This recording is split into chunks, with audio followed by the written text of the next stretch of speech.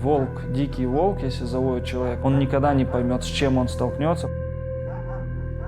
Я всем говорю, кто вот волков заводит, это очень плохая затея, и лучше этого не делать, потому что это дикий зверь, он будет мучиться, и будете мучиться вы вместе с ним. Это же убийца, самый настоящий, который ломает прутья, выбегает и может таких дел натворить, ребенка схватить, загрызть. Очень много случаев, у всех практически волки сбегали.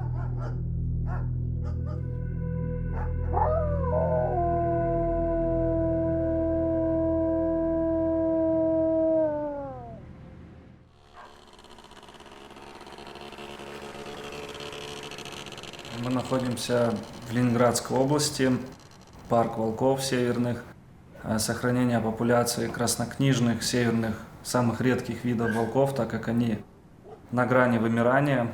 И у нас строится парк для именно сохранения их популяции и максимально комфортных для них условиях.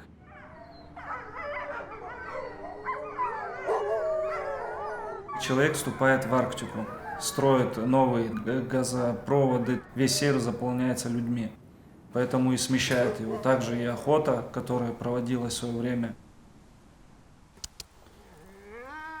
Вот молодец, на, морожка. Это у нас арктическая волчица. Это началось 5 лет назад, когда все мне начали сбагривать волчат, волков, гибридов, собак. Их стараешься где-то всех по миру, не обязательно в России, по всему миру распределяем животных.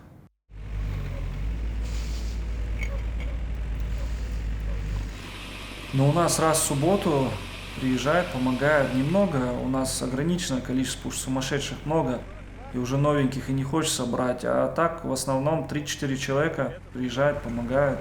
Какие-то даже такие моменты, которые любой человек может сделать, там програблить, покидать лопатой, мусор собрать, что вот лишний раз мне этим не заниматься. Покрасить что-то тоже, вот, когда 2 руки красят, 3, это не одна рука. Ну, естественно, каждый день я сам здесь нахожусь, работаю.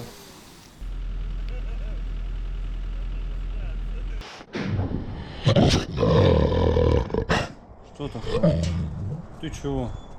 Я завел первого акелу. Он меня сразу же укусил. Когда я пришел и без коробки хотел его взять, и без перчаток, мне говорят, а что вы без перчаток? Я такой, а что его так нельзя, вы, говорит, не возьмете? Ну, я не понимал, что такое волк просто.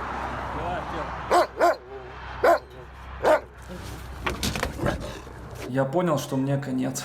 Вот и все. Я понял, что мне придется несладко с этим всем. Прям осознал, прям очень сильно. И второй раз осознал, когда отец со мной поговорил, это было уже месяцев 7, когда он сказал, ты посмотри на эту дуру, он же тут всех, просто всех сожрет вокруг. Тела нет. Нельзя. Вот если я знал, что впереди меня ждет, я бы его не завел бы.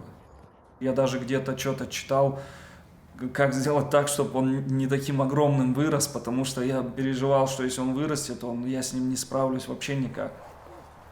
Так, тихо. Прекращай, Акела, не надо. Нет.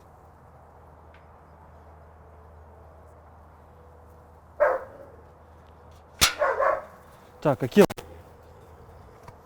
Так, нельзя. Страх был того, что его отец застрелит. Вот это только страх, потому что отец за меня бы его застрелил бы, если бы он мне увечья нанес. Не, он не пустит меня. Ах ты засранец. Ну что ты делаешь, а? Но были конфликты с ним жесткие, он черенок лопаты ломает просто одним укусом. Сила сжатия настолько сильная, как у тисков, что если он захочет, он схватит, он мне сломает руку напополам. Такие сжатия у них сильные. Поэтому с ними шутки плохи, если они вне настроения, я даже не пытаюсь туда зайти как-то с ними, там, пообщаться. Это провокация, я свою утеху зайти к нему, его как-то, его покой нарушать, зачем мне это надо? Конечно, я могу зайти с палкой там и пытаться отбиваться, но зачем мне это надо? В глазах его я уже буду другим человеком.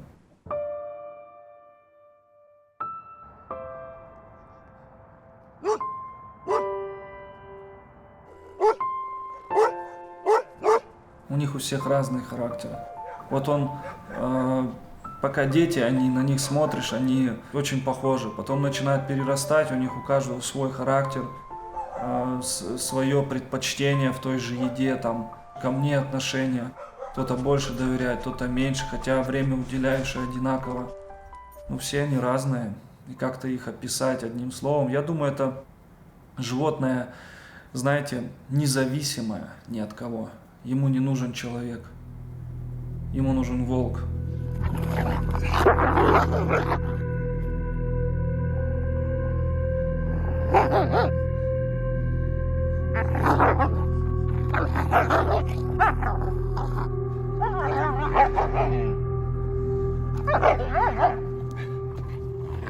У них есть хищнический вот этот инстинкт, который работает у всех волков. Задушить, убить, попробовать тебя на зуб, сломать тебя. Как бы это нормально. Хищный зверь, он не ориентирован на человека. Мы для него, для них это опасность. Эй, ну-ка нельзя, черника!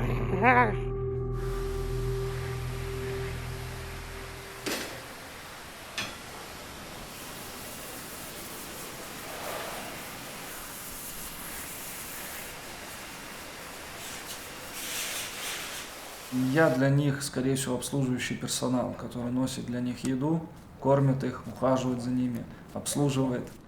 Вот в большей степени, вот в таком понимании я для них.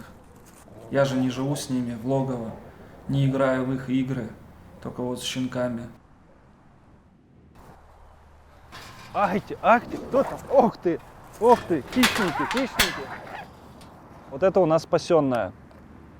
Их два было. Их везли на оленях больше 100 километров через тундру на оленях, чтобы вы понимали. Где нет дорог вообще. Довезли до заправки какой-то там на дороге. И уже от этой заправки 1000 километров до Якутска. А с Якутска уже там около 10 тысяч до Санкт-Петербурга. Но они летели самолетом. Но их там в ужасных, конечно, условиях везли, все на цепи повесили их. Но это невеста для нашего якутского волка-братиша.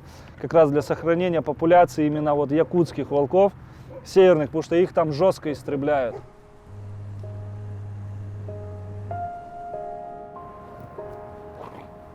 Морошечка, иди сюда. Иди сюда, иди ко мне, иди сюда, иди ко мне, иди сюда. Вот это, вот так, вот так вот. Кого ты там ищешь, а? Кого боишься? Никого бояться не надо. В первую очередь с ними, чтобы контактировать, нужно быть добрым и любящим. Это в первую очередь. Эй, ты не...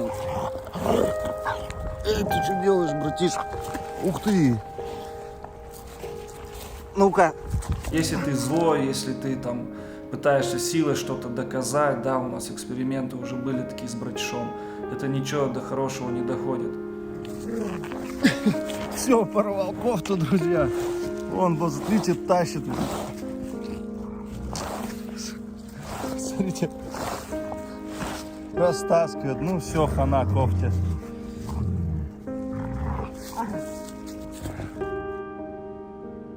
У меня дети, Ариадна очень добрая. Вот она, ее пытаюсь даже вот в школе кто-то там на гимнастике кто-то обидеть, я говорю, дай сдачи. Вот учу ее тоже за себя стоять, не может она, вот она воспитывается. И вот она настолько добрая, что она говорит, а ей же больно будет. Хотя 7 лет ребенку. Вот я такого в детстве не говорил никогда, что а ему же больно будет. А она уже говорит так, поэтому значит правильно воспитываю.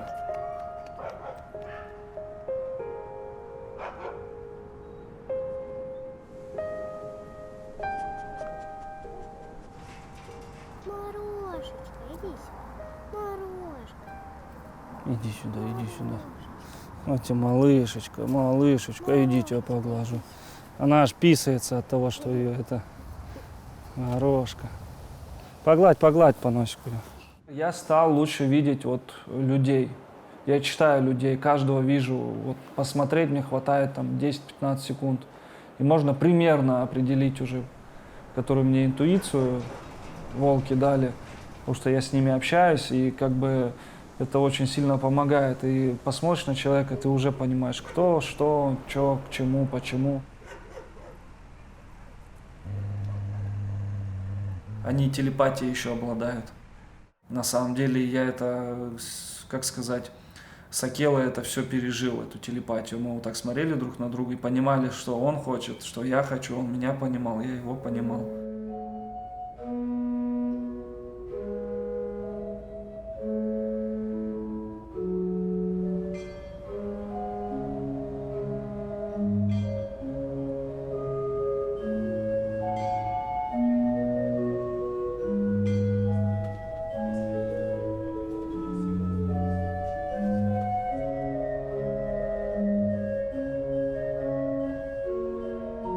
Как совершили Адам и Ева первое грехопадение, так у нас и началось. В раю же никто никого не убивал.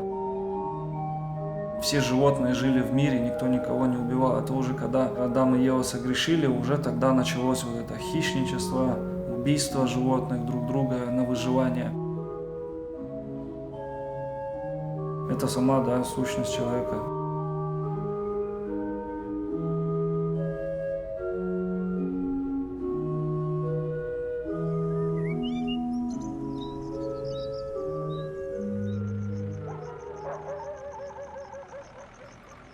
Я попал в такое стечение обстоятельств. Я просто не выбрал эту жизнь, вот это именно вот то, что я сейчас иду этим путем, потому что все что делают? В 2-3 года отстрел делают волков или выпускают куда-то, избавляются по максимуму.